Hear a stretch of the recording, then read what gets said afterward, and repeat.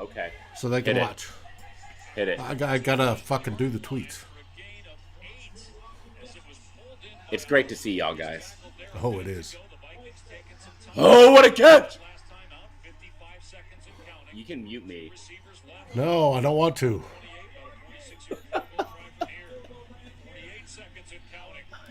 Cousins waiting for the shotgun snap. He's got it. Fakes the run. Quick throw over the middle. Osborne makes the catch inside the 20 and touch at the 18-yard line with 37 seconds to go. And the clock's still running, Wolf. They're just going to let the clock run down here. Maybe take the timeout. Ball's in the middle of the field. It would be about a 37-yard field goal. Try to win the game. It's a 22 Oh my goodness. Yeah, rely on the kicker. Just what we always want. Fucking 2 seconds.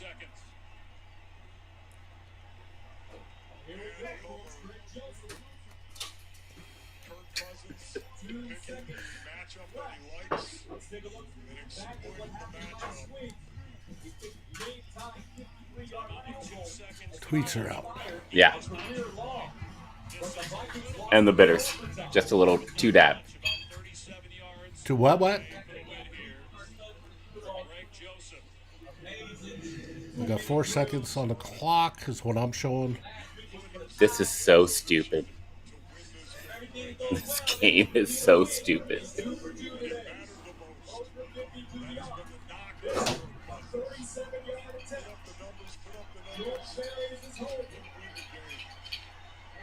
That's not a good sign.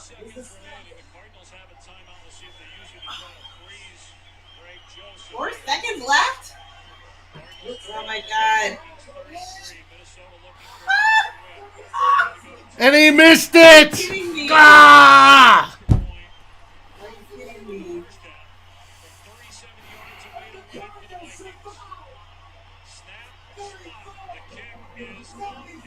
Okay, let's go live.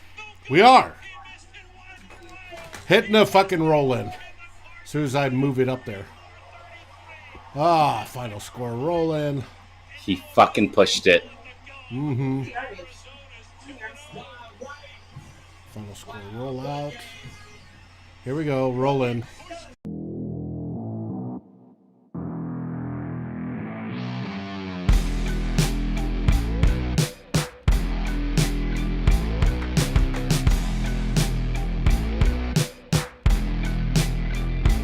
It's time to even the score.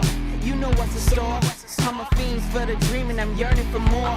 With every hit they drop, I cannot be stopped. I'm a young rolling stone and I'm ready to rock. Who ready for war with the goddess? I promise you all chatter. Young Slim Shady, I've been crazy like Marshall Mathers. They thought the story finished, I started a new chapter. That's my cute dog, smooth with the shimmy like a Kappa. If you're looking for some trouble, I can give you a taste, man. You better get out my face for real. I'm just going after goals, ain't no way they can stop this. A champagne bottles I'm popping. They say that it's pure nirvana by the way that I'm rocking it. They wait and push her back like mosh pits.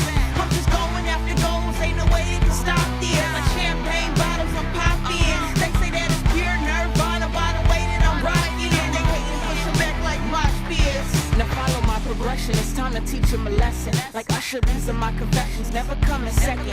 Gotta keep it pressing, that's without a question.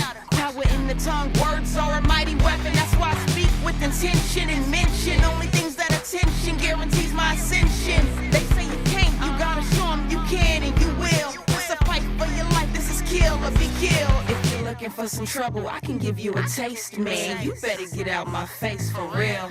I'm just going after goals, ain't no way they can stop this. Like champagne bottles I'm popping. They say that it's pure nirvana by the way that I'm rocking it. They wait and push her back like mosh pits.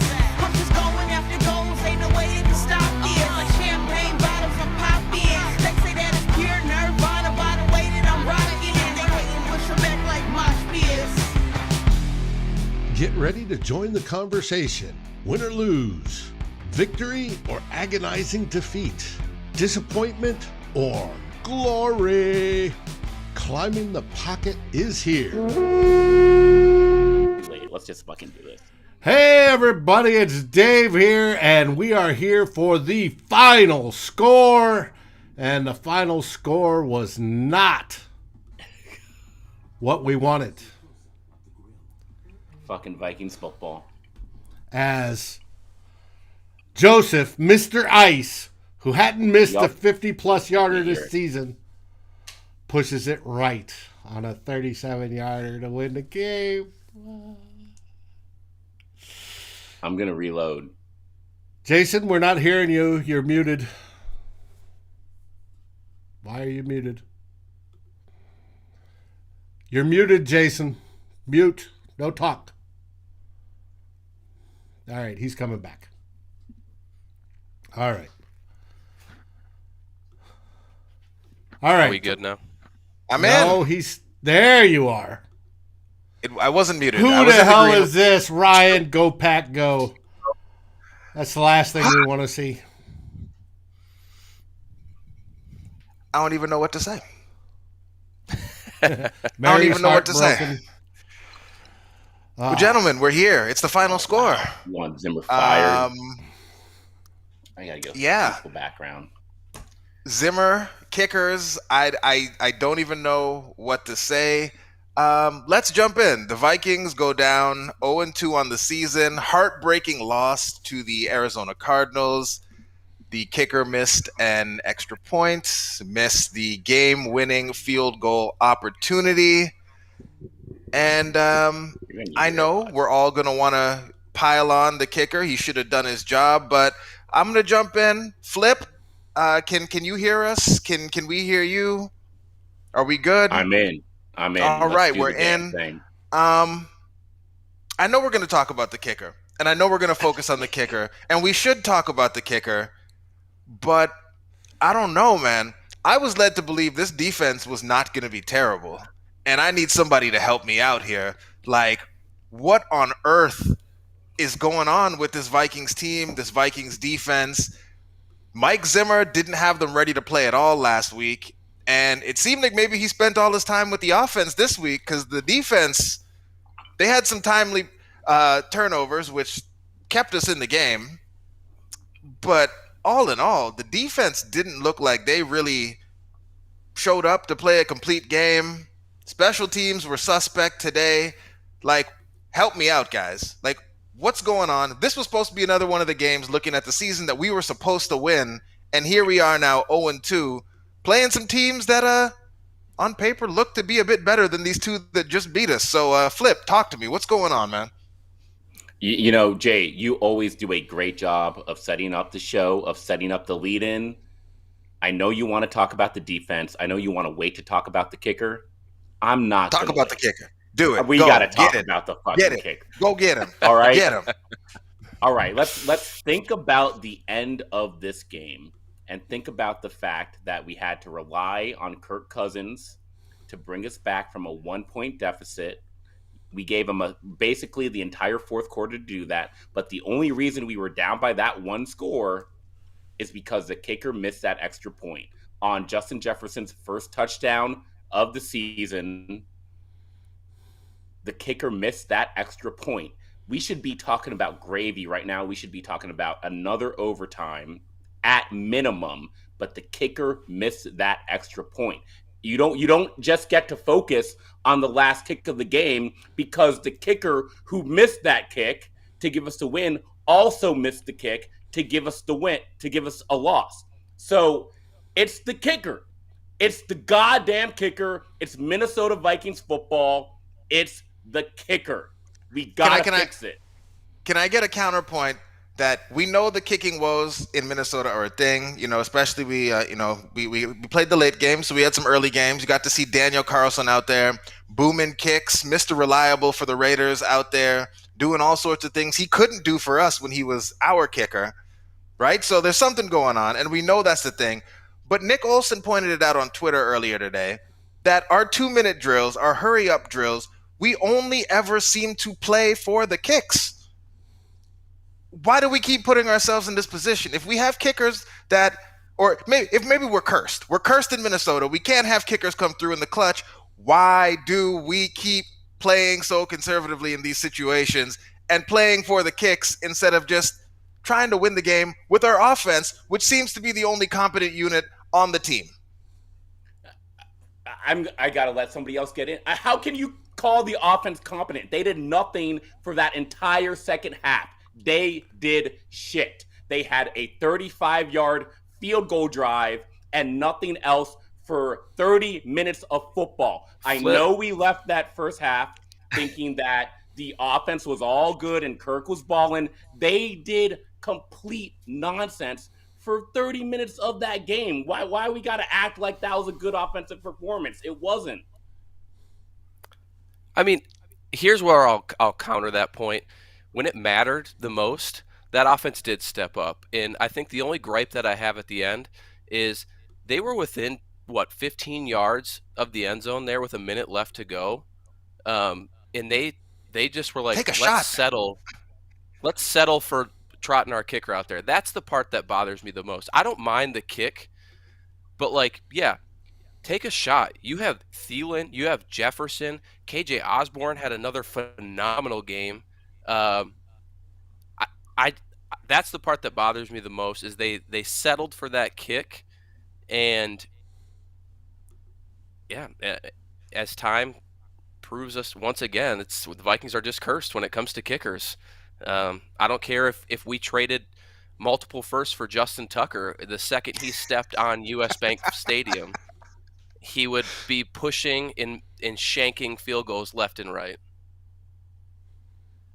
So Dave, I know it's the pain is still it's still hurting a lot. We're still deep in the feelings. We're deep in the emotions. Is there anything positive we're taking away from this game? Because it started off and it looked like this was going to be Kirk's coming out party. We were all out there, having fun online with the Kirk memes. Kirk was balling, perfect passer rating. It looked like this was going to be the coming out party for Kirk Cousins. The offense was rolling. Dalvin was going to go for 250 yards. Kirk was going to throw for 300. And then the special teams looked good. And then the second half happened. And I don't know. The offense really couldn't do anything. Dalvin got hurt. D.D. Westbrook was trying to get safeties on punt returns. We got 30-yard punts. We got missed field goals. The defense is letting Kyler Murray run all over the place, then getting bailed out because Kyler Murray was making bad decisions. But if Kyler Murray hadn't made a couple really stupid decisions, Arizona would have blown us out of this game. So what's going on, Dave? Help me out. How did it start so well and end so poorly? I was talking with my good buddy Ted Glover during the game, and as he said, when it comes to the second half, if it is close, Mike Zimmer and Clint Kubiak, along with Kirk Cousins, tighten up. And what he means by tighten up is their sphincters tighten up. They couldn't even squeeze out a flaxseed if they tried. And they tend to get conservative rather than open it up. Why? I don't know. Hey, on the defense, there were some good plays. There were some individual good plays. Some plays. Kendricks was balling out. Pierce was a force in the middle. There are some good plays. Then there were others that left you going, what the fuck? Zimmer, you put this team together to be a better defense. You have pieces in place, and they suck. They blew what we used to call, back on Good Morning Gallahorn, the Mendoza line in the first half, right? If they hold them under 17 points, they win the game. Well, shit, at the end of the first half, they'd already scored 3 touchdowns. So it didn't matter. All they needed to do is score more. But another key of the game was, and I said it last year, and it worked to perfection this year, if Kirk Cousins on his first long ball hits it, he has a great game. Kirk Cousins had a great game. Now, he got a little gun shy in the second half, but for the most part, he had a good game. I can't blame this one on Kirk. And you know how I feel about Kirk. It's not his fault on this one. I wish there was more connections in the second half. Yes. But the Vikings defense, if they would have held up and they had a few good plays. Hey, Danielle Hunter had 3 sacks. Good for Danielle. Nick Vigil looks like the real thing. I want to trade Anthony Barr before the trade deadline now. But they can't put it together. And that's the problem. They can't put it together in one cohesive effort. And that comes down. Randy from Facebook just called them the purple chokers. But Seth from YouTube, he just asked a question that, Flip, I was going to get you in here because you, before the season, you'd said that there were some things you wanted to see. You wanted Justin Jefferson more involved in the offense. You wanted him getting more targets. And he got that. Justin Jefferson got 10 targets today. But there were a lot of plays that we're used to seeing Justin Jefferson make that things just didn't seem to be clicking with him the way they were clicking last season. Some drop balls, some things going on there. He and Kirk don't seem to be kind of synced up the way that they were at times last season. Are you at all worried about what's going on with Justin Jefferson? There were some points where maybe it seemed like there was a bit of frustration going on with him. What are you seeing when you look out there, and why do you think maybe that connection hasn't lit things up the way that you would expect? Like, going into this game, if you told me that, Justin Jefferson got 10 targets against this secondary from Arizona, I'm thinking he's feasting. He's going over, $150. He probably has a couple touchdowns. He's gritting in the end zone, and he got his touchdown, but it wasn't the dominant game-breaking sort of performance you would have expected with that kind of target volume. What are you seeing, Flip? I see a sophomore slump. I see a different wide receiver. I see a guy who has come in with a lot of confidence, and I love that confidence, but he's dropping balls. He's dropped, 3 drops this game, and I got hammered for telling everyone that Justin Jefferson might just be wide receiver 2 this year, that Adam Thielen is the receiver that I trust more in the offense, and we saw it every single play today. Justin Jefferson was touted as a top 10 wide receiver in the NFL. He's not that right now. He's got some work to do. He's got to get better.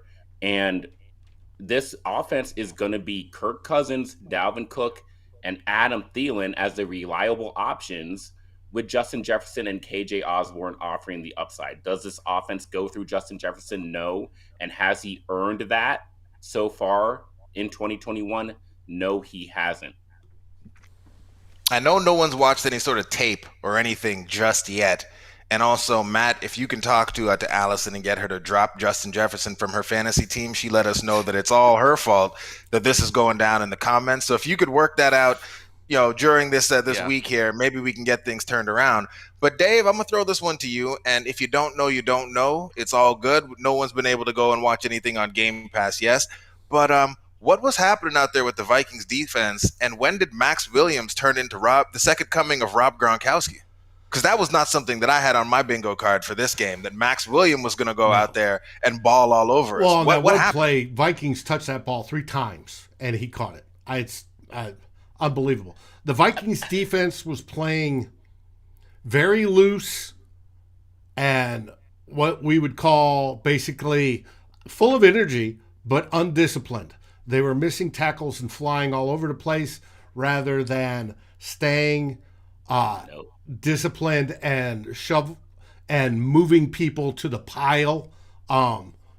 Where you may let your guy go, but you're pushing towards everybody else. They didn't do that. They were literally flying all over the place. They weren't tackling when they should. There was the breakdown in coverage. Patrick Peterson in that first half, whether it's a communication problem between Peterson and Xavier Woods. I bet in Xavier Woods it could have been Hitman, but when he stayed shallow and the receiver blew by him and he was wide open, that's a communication issue or a blown coverage. There isn't that cohesive playing as a solid unit that we expected by this veteran defense. I'm sorry. I know I'm interrupting here, but I can't do this, guys. Like, we knew going into halftime that this game was going to be a shootout. Yes, it was 23-24. The defense came out in the second half. They generated a pick 6 and held the Arizona Cardinals offense to 1 touchdown. This is 2021. We're not playing football in the 1990s anymore, okay? These games for the rest of the year, for all 15 weeks, for all 4 months, We're gonna have shootouts. This is the new fucking league. Yes, we could talk about the tackling, but if we're going to talk about coverage breakdowns, we need to talk about the interceptions they generated. This All right, we'll game. talk about yes, it. they did. Talk about it. Who's your defensive MVP then? Is it Nick Vigil? Who are you looking at on that defense? Because we did have some turnovers back there. Xavier Wood coming through with some timely plays. What's yeah, okay. Let's give them some credit. Flip, who do you want to give some credit to? I could literally give credit to 4 defenders. I mean, off the top of my head, Daniil Hunter had a great game. I thought Eric Kendricks was very great, like great in tackling, solid all game long. Xavier Woods with the big turnover. Yep. Nick Vigil with the pick 6. DJ Wanham, he didn't have many flashy plays, but him and Stephen Weatherly did contain Kyler Murray to an extent. So if you want to talk about defense in your 1990s mind of how defense is supposed to operate, yes, they were not good. But if you think about 2021 and you see what's happening across the league, good defenses generate turnovers. And the Vikings did that today. Is that it? Is that the new bar for Mike Zimmer then? Because throughout the rest of his tenure, with the exception of last year, Zimmer wasn't judged just by having his teams actually didn't generate a ton of turnovers. His defenses, they maybe sometimes bend, don't break, but in the red zone, they weren't letting you get into the end zone. But Zimmer's defenses were also pretty good from a yardage standpoint and getting teams off the field. And given the investment that was made in the defensive side of the ball, the fact that Mike Zimmer is admittedly a defensive guru, cornerback guru, defensive coach, has stated explicitly the type of football he wants his team to play, which is great defense, ball control. Kirk Cousins throwing the ball all over the field, even if it's looking good, isn't really what Mike Zimmer wants to see, and he said that to us. So, given what you just said about the way football is supposed to be played in this day and age, and the way Mike Zimmer's defenses have been showing up, is it fair to, like some people are asking in the comments, does Zimmer make it through this season if the defense continues to show up like that? You tell me, Matt. We have Seattle coming up week 3. How many points do you expect Zimmer to hold Seattle to? We have Cleveland coming up week 4. How many points do you expect Mike Zimmer to hold them to? And we can go from there. Yeah, well, I think the issue that we're starting to see, or we are seeing through 2 weeks of the season, is very reminiscent of when Zimmer first came to Minnesota, right? We have 9 new defensive players, new defensive starters, and you can tell that not everyone is on the same page. Even a seasoned vet like Patrick Peterson, and I loved having Aqib Talib on the broadcast today because he broke down that one where Pat P totally blew that coverage to Rondale. I think it was Rondale Moore, right? That huge sideline reception for a touchdown. And so I think you're seeing that early on in this season. I do think that there are correctable things we can take over into next week. I don't anticipate next week being quite like this. We play Seattle pretty tough most of the time, and I know we want to overreact and say the world is falling. We kind of thought this was a loss going into the game. So the fact that we even made it up until that last moment, for me, like, I don't want to settle for average, and I know I did this last week on the show, and Jayson gave me a bunch of shit. But I'm not losing any sleep over this game because this is what I expected. I expected us to lose. There were some pleasant surprise from it, though. Kirk Cousins played very well. I thought he navigated the pocket really well. I thought he delivered some pretty good passes. I thought Clint Kubiak's play calling was really good. What? I don't know. I'm looking at these comments here, and let me see. What is this? A comment from an Allison Anderson says, "If you claim a moral victory, I don't know. I want that thought to get finished there. Moral victories. I don't know if we're doing that on that show today. There's no moral victories. Claim a moral victory. I did not claim a moral victory. It was an anticipated loss. So it's the old Barrero saying, which is I can't even remember what it is, but if you always plan for the worst, it's always just going to be looking good. So Or maybe I was How the many idiot points? because I picked the Vikings to win in our score predictions, and I was feeling myself you in the did. first half. I was Jayson, talking I all picked kinds of shit. 17-10. I was like, We had "Let's that in the first go, quarter. Vikings Who said 31, 70? Arizona 24." It's happening, and then it wasn't happening. Now, And just tell me how many points Seattle is going to score against this defense next week. Tell at me. least 28 is my call. Yeah, 28. I said 24, 27-ish range. It'll come back down. Okay, so we can put up 35 next week. Yeah. Tell me. This week. It's going to be a completely different game. I don't even know if Cook is going to play. He looks so hobbled out there. So it's just hard. Running Yeah, but backs you don't matter, can't right? blame That's it on the running depressing. back. Well, then Alexander Madison gets his revenge game, and maybe he can hit a hole next week. Revenge game from that. Good Lord. This is 0-4. Oh, man. This is 0-4. So we got a comment here. I hope I don't mess your name up here, but Ebert Schmoling. There we go. Only the Bucks have scored more points than Arizona. If you're looking at the scores across the NFL this week, so does that change your perspective at all? That like as of this week, we are like the second worst scoring defense. Flip. Like, is that what we should expect every week? That Kirk Cousins is going to have to be like the number one scoring offense in order for this team to function? Yes, we should expect Kirk Cousins to lead a top 5 scoring offense. That's what we're paying him to do. That's where the offensive talent is built for this year. And if we can't expect that, stop talking about how Mike Zimmer needs to coach up all these one-year free agents to be a top 5 defense in the league.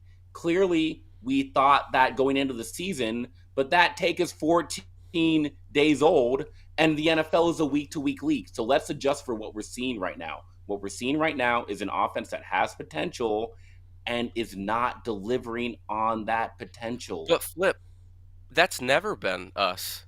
And as long as Zimmer's here, that will never be us. Like, I don't care how much talent. We are going to run Jefferson out of town the same way we ran Diggs out of town. Oh, boy. Already? If we continue on this track. Whoa. It's too early, man. We will. It's too early. I don't think so. Would you He want got to 10 sign a targets new contract here? Stephon Diggs is 5 He got 10 times targets the receiver today, bro. Justin Jefferson is right now. He got 10 targets today. I mean, he can't be mad about getting 10 targets today. He's getting double-digit targets week in and week out. He can't be dropping the ball 3 times per game and expecting, like, come on. I mean, it's too soon for that. I love Justin Jefferson, but catch the ball first, and then let's start talking about that. You got to catch the ball. You got to catch the ball. Oh, Dave.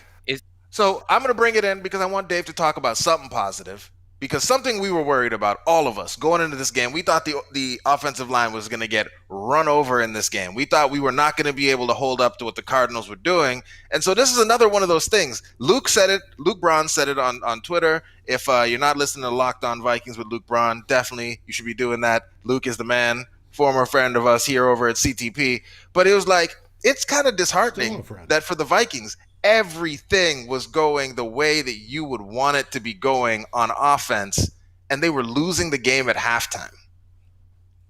Like, how is this a sustainable formula for us, Flip? That, like, everything was, like, Flip, Dalvin was running for 7.1 yards a carry in the first half, and, like, Kirk had a perfect passer rating, and we were losing the game at halftime. Did you see How some are of you those supposed to holes win? he had? How are you supposed to win with those circumstances?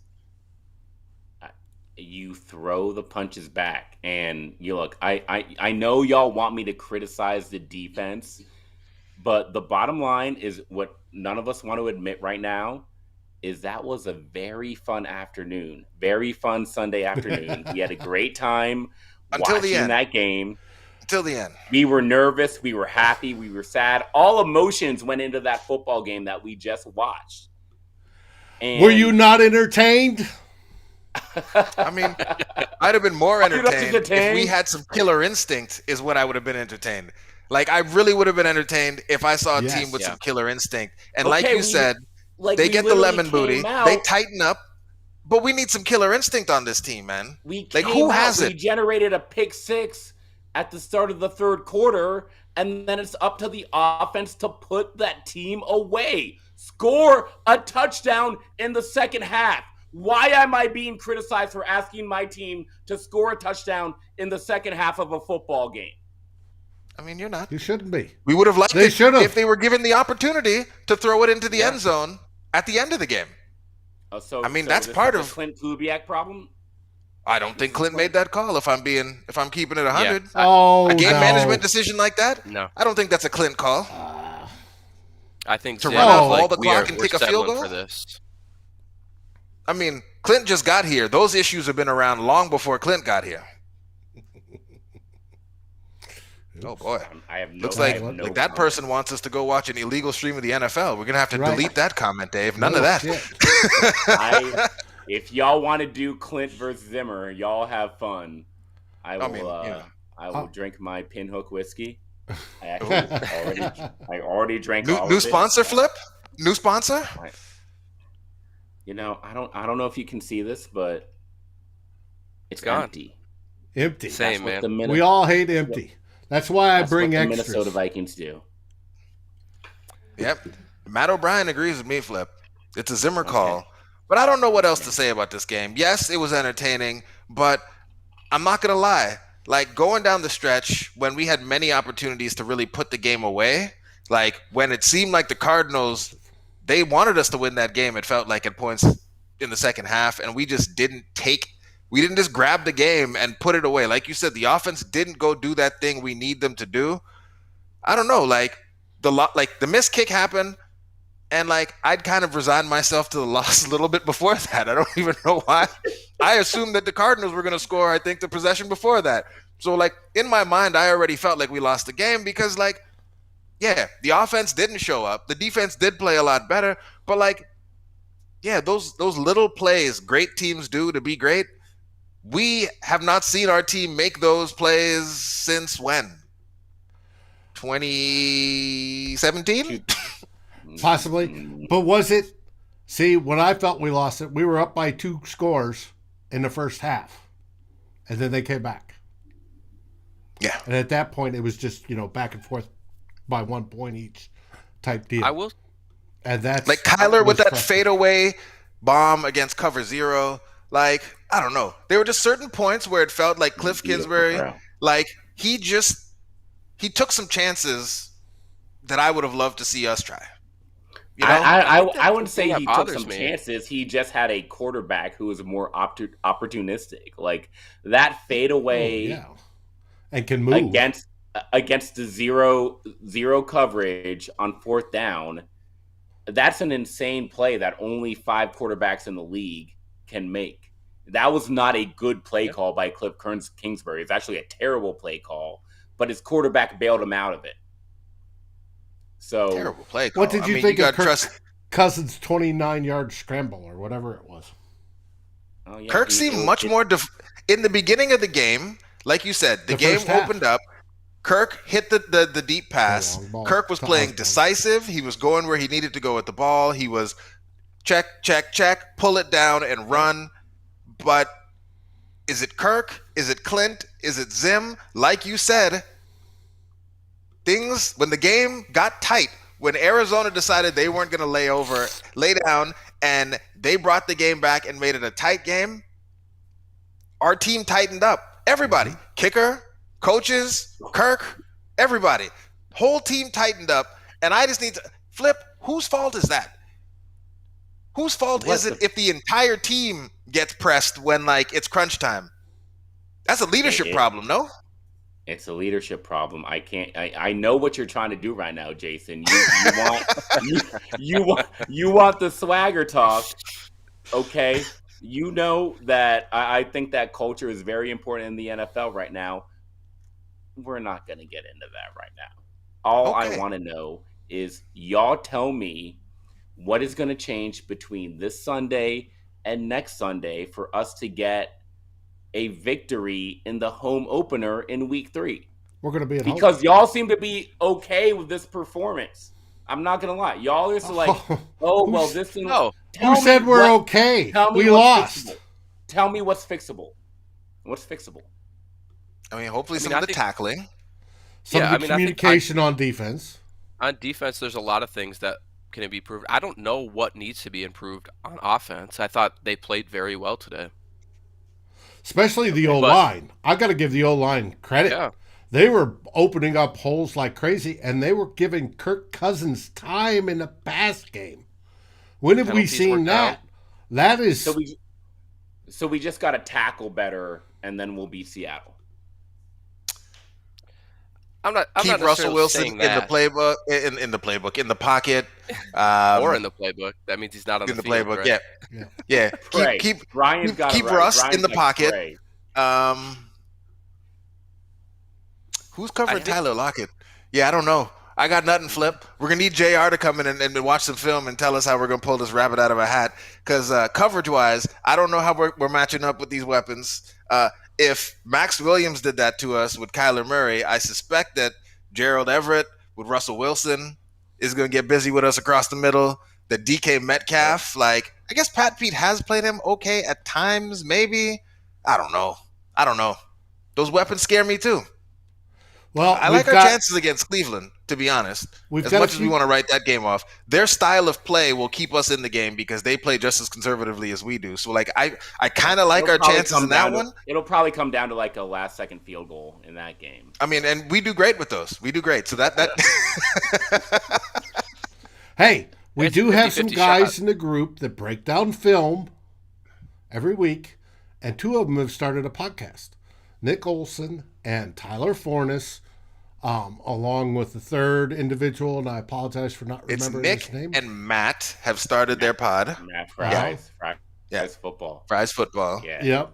And So they'll tell us all the goods come the Friday. Heart and Skull is the name of the podcast. You can subscribe to it on any aggregator. It is very good. Hopefully they'll be feeding me some film and we can make some video of some of it. But they hopefully will tell us and break it all down how we can beat Seattle this week. Well, all right, gentlemen. I feel like we've gone through all the things that we need to talk about today. And it's bedtime here. I got to get these kids to bed because they got school in the morning. So, Wow. yeah, we're going to shut it down. I got to get up out of here. Tyler and Deshaun will be on live tomorrow. If you haven't already, head over to YouTube, like, subscribe, ring the bell, do all that. We're here every day breaking these games down for you. We'll be here on Monday with Tyler and Deshaun with CTP Mondays, in the huddle on Tuesday. Grab a drink, come back with Matt and Dave and the crew for Vikings Happy Hour on Wednesday. Flip and Eric Thompson from Daily Norseman will be here with Vikings Hot Takes on Thursday. Little break on Friday. Some podcasts drop on Friday, but little break on Friday.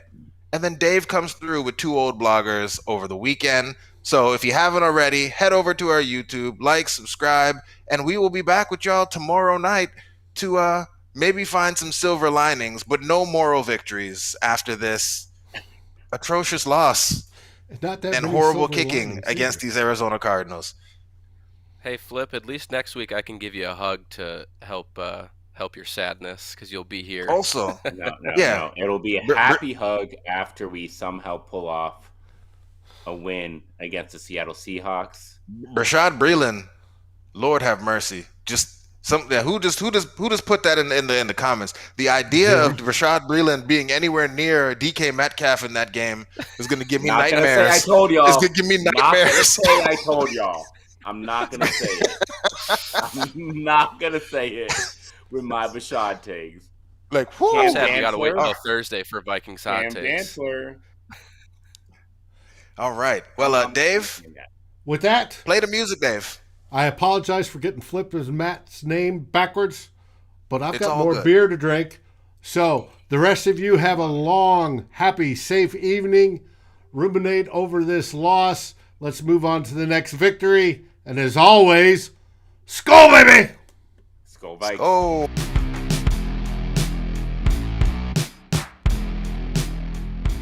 Thanks for watching. Like, subscribe, and ring the bell. And if you're listening on your favorite aggregator, make sure you rate us. And always feel free to join the conversation here at Climbing the Pocket. Skol, everybody.